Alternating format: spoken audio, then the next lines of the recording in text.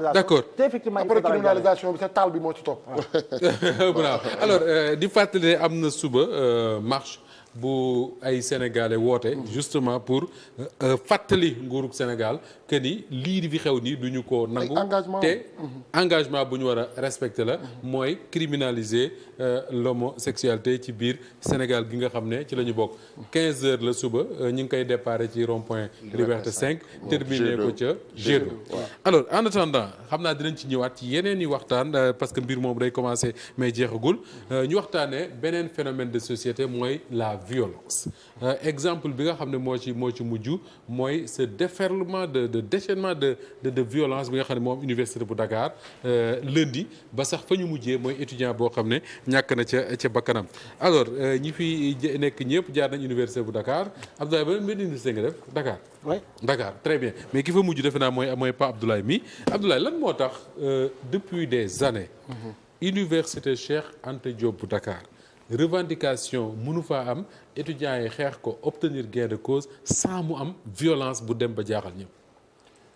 c'est le système.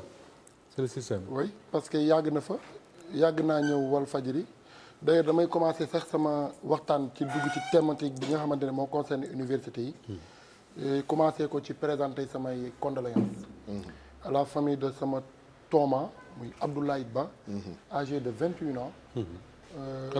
xale bu ndaw nekk en deuxième année faculté des médecines donc muy profité di ko jaale famem waaye di ko jaale toute la communauté universitaire parce que leer na ma ni de génnam àddunam bii noonu la mettee les professeurs les enseignants y compris les étudiants absolument di massaw également parce que y a beaucoup d'étudiants blessés di leen massaw bu baax di massaw tous les étudiants de l'université Cheikh Anta Diop de Dakar dans la mesure où man fan yële passé su fekkee yaa ngi suivre information sama suspension levé nañ ko parce que j'ai été suspendu de 5 ans dans toutes les universités kon mën ngaa dellu et établissement public mën naa dellu mais mënumaa dellu ndax mën naa dellu parce que levé nañu suspension bi mënumaa dellu parce que maa leen raw man ok donc loolu ma leen ci massawu le fait que seen calendrier yi déréglé wu chevauchement année yi dugg ba man maa leen raw ñi nga waroon a toll loolu yaa leen raw parce que dans le privé amul chevauchement sama xarit ba la toog Malick Faye ma la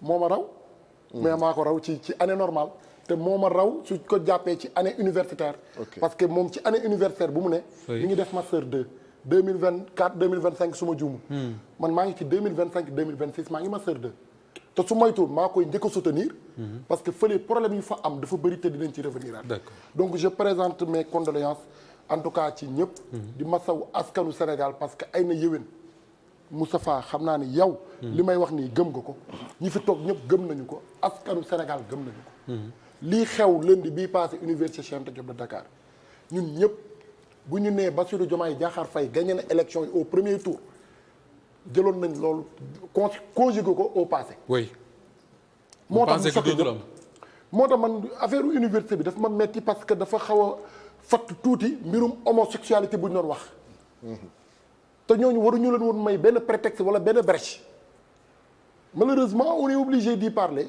waxtaan ci ñun jàppoon nañ ni tourné nañu page yu torture ci réew mi ñun jàppoon nañ ni tourné nañu page une violence extrême bu ay vidéo wane ñun duñu nekkuñu ci tappalewu kenn siimul suñu cere lu ñu gëm la ñuy wax am naa ay xarit policier am naa ay xarit gendarmerie teewul su ma gisante ak ñoom respect ak cër laa am ak ñoom waaye tamit suñu gisee yenn ci ay ñu bokk ci corps yooyu di ko def dañ koy dénoncer dañ koy waxtaanee absolument dañ koy dénoncer parce que ay na yëwén lu leen di fay ñu yóbbu seen njaboot su ñun la jóge mais bien sûr c'est nos impôts c'est nos ressources naturelles c'est nos taxes les TVA et tout ça parce que ñoom public bi lañ ne c'est des fonctionnaires donc ñun ñoo leen di fay donc c'est yoon la nu ñuy waxee ci justice ne d'accord ñu léeg-léeg ci yenn doxalin yi am ci justice di ko wax ci magistrat yi noonu tamit la ñu amee sañ-sañ ñun en tant que citoyen sénégalais di pointer du doigt là où ça fait mal su fekkee ci corporation yooyu la d'accord mais li am lundi bii passé c'est horrible c'est inqualifiable lu nit mënul qualifier la lu ñaaw a ñaaw la gis nañu ay vidéo ay étudiants dugg seen nekk tëju jël ay table yi nekk ci chambre yi sës ko ci mur bi pour ñu bañ ko tijji pour ñu bañ ko tijji ay policiers waxtaan ak ñoom ci médiation bu ñu obtempéré mooy ñu nangu. tëjji chambre bi coup yi commencé. gis nañu ci ay vidéo ay takk der ñu leen di filmer parce que aujourd'hui rien ne peut se cacher. tout est filmé. avec l'événement des réseaux sociaux. waa ji ne ko maa ngi lay filmer mu ñëw fekk ay scooter étudiant rangaloo mu daane lépp di dóor di yàq di toj. ay scooter jàmbur.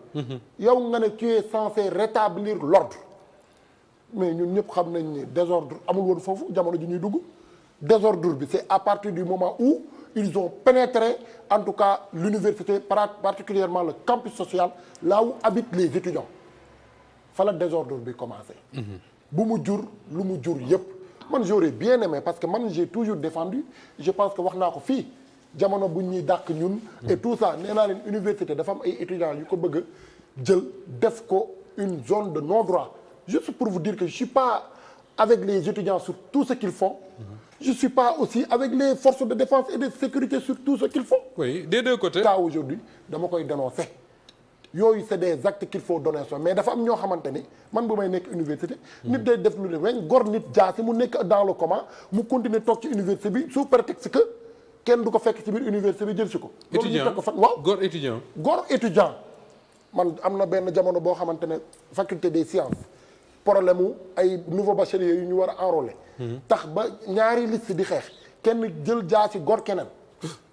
ci université. ci université kooku nekk dans le coma. waa ji continuer toog biir université sous prétexte que bëggul gars yi fiile ko quoi su génnee gars yi dañu koy fiile jàpp ko. te université moom kenn du ko fa jàpp. te université kenn du ko fa jàpp. mais ça c'est bëri na pas normal. mais bëri na ñu loger keroog ministre bi mi ngi koy wax te xam naa dinañ ci ñëw. oui ñu loger biir université ils ne sont plus des étudiants. loolu lañ te ñu ngi ci dëkk biir université bi donc le ministre bi wax loolu am la. am na man fekkee naa ko man man kañ laa bàyyi loger université jamono bu ñu ma fa dàqee laataa sama torture yi. ne ma persona non grata kii fu mu jàll bu mu duggati. ma xam sama bopp boobu ba léegi amul benn guddi bu ma fanaan université boobu 2023 ba léegi.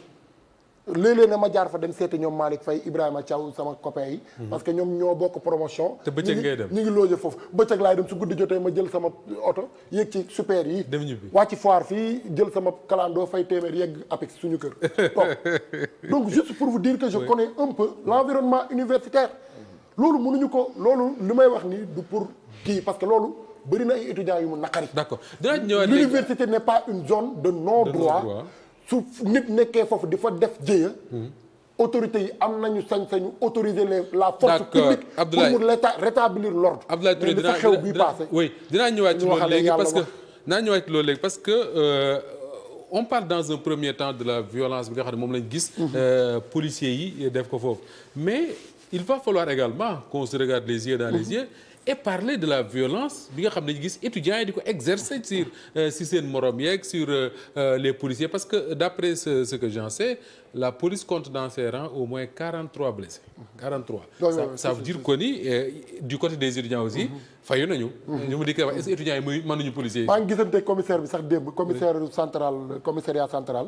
mu may waxal ni moom bu mu kiiwee ba léegi musul gis nombre de blessés yu mu am ci ay camps. donc juste pour vous dire que violence bi aussi c'était les deux côtés.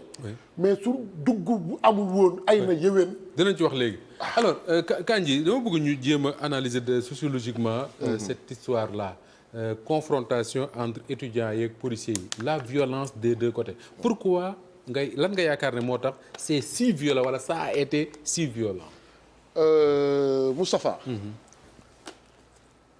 Au début de l'avènement en février 2024 du régime actuel dama toog ci émission ñu poser ma question notamment les relations entre les forces les FDS les forces de sécurité et les populations may artu ma ne actuellement dañu passé ay épisodes yoo xam ne dañu génn ci ay épisodes yoo xam ne vraiment il y a des séquelles post-traumatiques yi nga xam ne mi ngi ci biir population bi actuellement xam nga loolu lu ko waral Moustapha aujourd'hui entre les forces de sécurité les FDS et les populations dafa am lu ñuy wax un climat de défiance te loolu séquelles yooyu noonu dafa nekkoon ci société bi xam nga diggante les forces de sécurité ak les populations lan moo fara nekk. xam nga lan moo fara nekk. oui.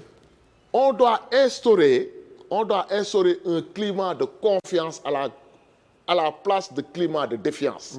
loolu nag loolu la ñu instant nii loolu état bi daf ci am benn part de responsabilité bu centrale bu importante parce que lu tax may waxee foofu. aujourd'hui l'état du Sénégal aujourd'hui notamment hérité benn pouvoir boo xam ne actuellement il y avait des prémices de ces défiances-là entre les forces dem naa bay wax ci émission boobu ma toogoon ma ne on doit même repenser la formation de nos FDS de nos forces de sécurité parce que y a des situations de crise yoo xam ne y a des situations de crise yoo xam ne wala des situations boo xam ne de haute tension c'est important toujours de garder la lucidité et la maîtrise mais lu ñuy gis nii ce sont des déviances qui viennent des FDS parce que non seulement ils ont perdu toute lucidité ils ont perdu toute cette capacité bi nga xam ni moom moo waral dans des situations de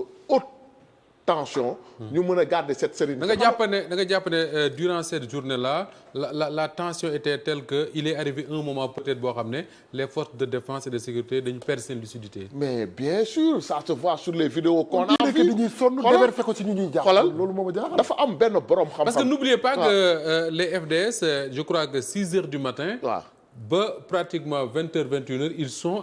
face à face ak étudiants. waaw xam nga loolu donc c'est pour des êtres humains. voilà et je me dis quelque part il arrive un moment boo xam ne. xam nga loolu. tu da ngay may rejoindre sur lu may wax. parce que su ma nee même sur la question de la formation de nos forces de sécurité effectivement li nga wax sur cette longueur là durée boobu noonu mais vraiment sur le plan même psychologique mën di indi ay réactions yoo xam ni c'est des réactions inopinées. c'est-à-dire non réfléchi da ngay dëggal lu may wax. looloo tax man la aujourd'hui te loolu ba mu koy wax c'était au tout début. donc Kandji c'est da nga yaakaar ne c'est possible peut-être que les policiers ñi nga xam ne ñoo nekk parce que ñoo nekk en face des étudiants. étudiants yi di dóor ñoom ñuy dóor. il peut arriver un moment boo xam ne kenn ci ñoom wala un groupe ci ñoom mën nañu am une réaction boo xam ne sax jugewul ci lu leen sant wala dara. mais c'est des réactions de gens fatigués qui peut-être qui ont perdu leur lucidité. mais bien sûr que ça peut arriver. D'accord. Aujourd'hui xam nga ñun des idées arrêtées yu ñu am ci force de sécurité yi. C'est vrai que l'armée est vraiment il faut éviter nag les stigmatisations. man je ne suis pas parce que dama yàgg défendre les forces de sécurité surtout dans un pays comme le Sénégal. léegi nii Abdoulaye mi ngi koy wax lu am solo. il ne doit pas y avoir au Sénégal des zones de non-droit. L'État doit rétablir l'autorité.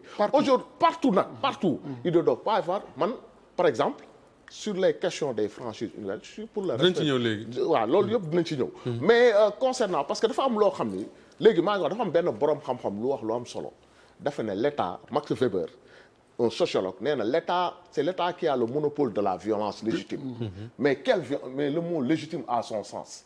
violence légitime ban violence légitime la État am na le monopole de la violence légitime mais l'État n'utilise pas chaque fois la répression et c'est ça l'erreur qu'on a fait aujourd'hui l'erreur qui a été toujours répétée au sein des confrontations jàppante bu amee entre l'État et les étudiants c'est-à-dire la répression ne va pas régler le problème. D'accord.